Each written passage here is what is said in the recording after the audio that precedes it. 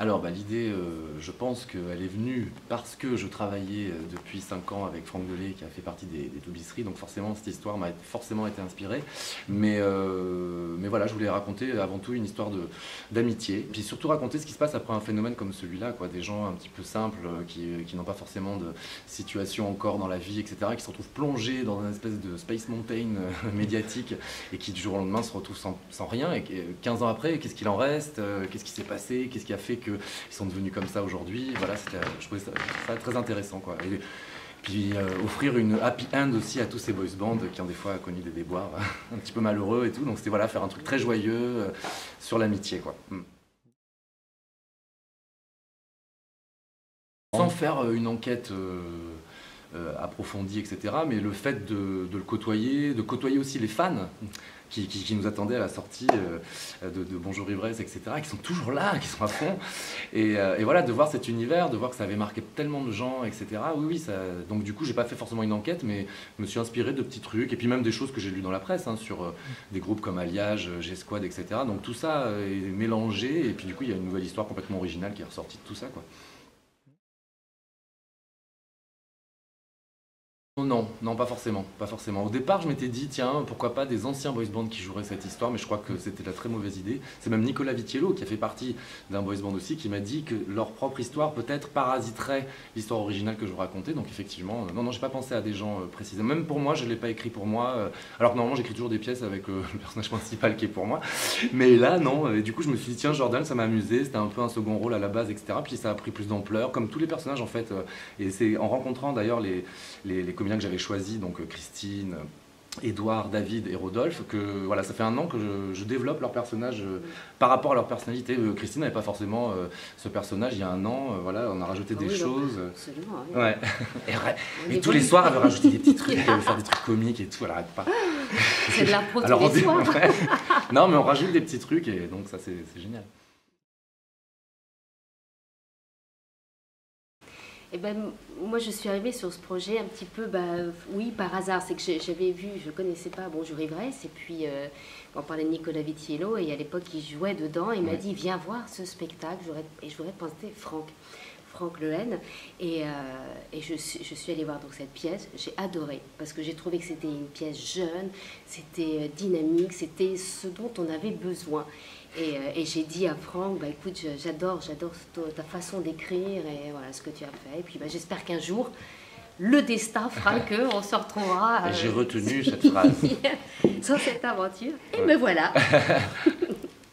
Un an après, revenir à jour. Hein. D'ailleurs, on vous attend du mardi au samedi à 20h45 Voilà. au Palais des Glaces. Le numéro de téléphone pour réserver, peut-être? Ah bah, je ne l'ai pas. Ah bah non, alors. De savoir que j'étais la seule femme entourée de beaux garçons, je me suis dit, ah bah oui, voilà, ça c'est pour moi. Bien sûr, c'était une évidence. Non mais voilà, j'ai été séduite par la pièce, par le contexte, par voilà, les boys bands, parce que moi j'ai un petit peu connu aussi cette époque-là, et je me suis dit, oui, c'est un challenge, et je suis sûre que, voilà, on va aller à fond, et puis ça va cartonner, et c'est ce qui se passe tous les soirs d'ailleurs. Je voulais pas faire une parodie, donc c'est vrai que mes pièces comme Bonjour Ivresse ou Les Hommes pour faire les blondes, c'est du boulevard moderne avec des répliques percutantes, avec surtout un rythme, etc. Et là je me suis laissé aller dans des scènes des fois un petit peu dramatiques, etc. Parce que je voulais pas parodier ce phénomène, je voulais pas faire des nous c'est nous, des trucs un peu juste rigolos, etc. Il fallait vraiment parler de la peine qu'ils ont pu avoir. Mais toujours, oui, la patte Franck Lehen, c'est que de toute façon c'est toujours une comédie, que ça finit toujours bien et qu'on rit tout le temps, ça c'est sûr.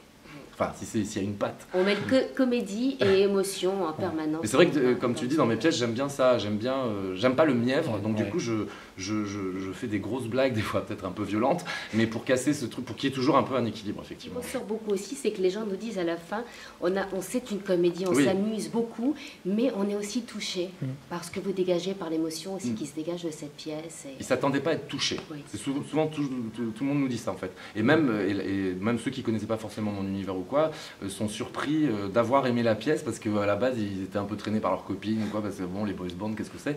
Et en fait non, c'est une vraie histoire, c'est une vraie comédie, etc. Donc ce que je retiens de cette pièce, en tout cas par rapport aux autres, c'est on a été surpris parce qu'ils s'attendaient pas à ça. Voilà, c'est la surprise. Voilà. Et c'est pour tous les âges.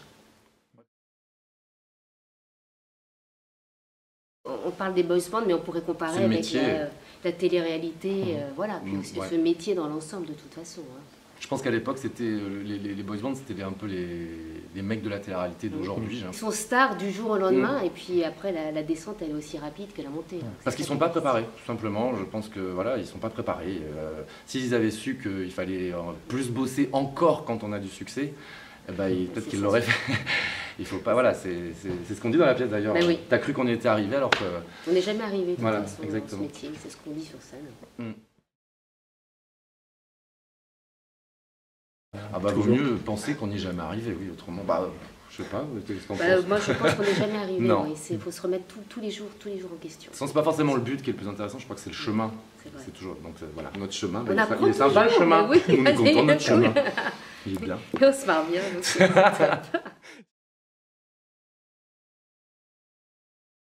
On peut le dire dans le sens où le 28 mai 2013, nous avons fait notre première lecture au Petit Palais des Glaces et ensuite on a lancé, on va dire, on a fait un showcase le 23 novembre 2013, donc on va dire de septembre à novembre, on a bien, ouais, même peut-être un peu l'été, mais donc 2 mois, alors avec effectivement pour les garçons, choré, acrobatie, un peu cours de chant aussi pour harmoniser les voix.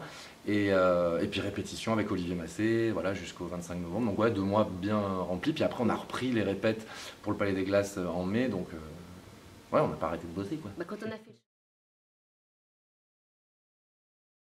Les retours sont bons, on est content. Donc après, t'as forcément sûrement des gens qui doivent pas aimer, hein, j'en sais rien. Mais en tout cas, oui, non.